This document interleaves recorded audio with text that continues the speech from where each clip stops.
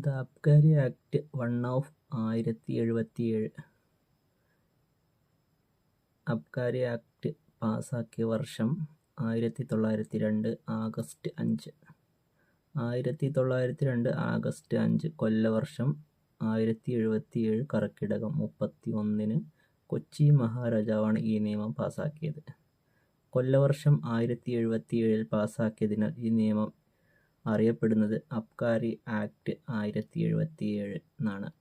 നിലവിൽ ഈ നിയമം 1967 ആക്ട് 10 പ്രകാരം കേരളം മുഴുവൻ ബാധകമാണ്.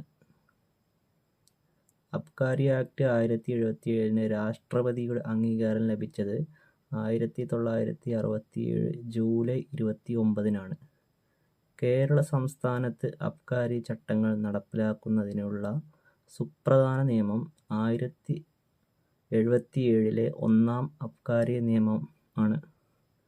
അബ്കാരി ആക്ടിലെ സെക്ഷനുകൾ 72 സെക്ഷനുകളാണ്. പ്രധാന സെക്ഷനുകൾ. അബ്കാരി ആക്ട് 1077 പ്രതിപാദിച്ചിരിക്കുന്ന പ്രധാന വകുപ്പുകൾ. സെക്ഷൻ 50. അബ്കാരി ഓഫീസർ നൽകുന്ന റിപ്പോർട്ടിന്മേൽ നടപടിയെടുക്കുന്നതിന് ഒരു മജിസ്ട്രേറ്റിനുള്ള അധികാരപരിധിയെക്കുറിച്ച് പരാമർശിക്കുന്ന അബ്കാരി ആക്ട് 1077 സെക്ഷനാണ് സെക്ഷൻ 50. മജിസ്ട്രേറ്റിൻ്റെ അധികാരപരിധികൾ.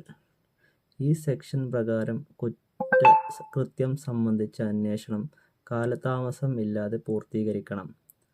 കുറ്റകൃത്യങ്ങളെക്കുറിച്ചുള്ള അന്വേഷണം പൂർത്തിയായ ഉടൻ തന്നെ അബ്കാരി ഓഫീസർ പ്രസ്തുത റിപ്പോർട്ട് അത് പരിഗണിക്കാൻ അധികാരപരിധിയിലുള്ള മജിസ്ട്രേറ്റിന് സമർപ്പിക്കണം. പ്രസ്തുത റിപ്പോർട്ട് 1973 ക്രിമിനൽ നടപടിച്ചട്ടത്തിലെ സെക്ഷൻ 173 ക്ലോസ് 2 പ്രകാരം ഒരു പോലീസ് റിപ്പോർട്ടിന്മേലാണ് മജിസ്ട്രേറ്റിന് സമർപ്പിക്കേണ്ടത്. ഇതൊക്കെയാണ് സെക്ഷൻ 50 പറയുന്നത്. ഇനി അടുത്തത് സെക്ഷൻ 50 ക്ലോസ് എ. റിപ്പോർട്ട് ലഭിച്ചാൽ ഉടൻ തന്നെ സ്വീകരിക്കേണ്ട നടപടിക്രമങ്ങളെക്കുറിച്ച് പ്രതിപാദിക്കുന്ന സെക്ഷനാണ് സെക്ഷൻ 50A. ക്രിമിനൽ പ്രൊസീജിയർ കോഡിൽ പറഞ്ഞിരിക്കുന്നത് പോലെ ഒരു പോലീസ് റിപ്പോർട്ടിൻ്റെ അടിസ്ഥാനത്തിൽ വേണം കേസിൽ കുറ്റാരോപിതനായ വ്യക്തിയെ വിചാരണ ചെയ്യാൻ.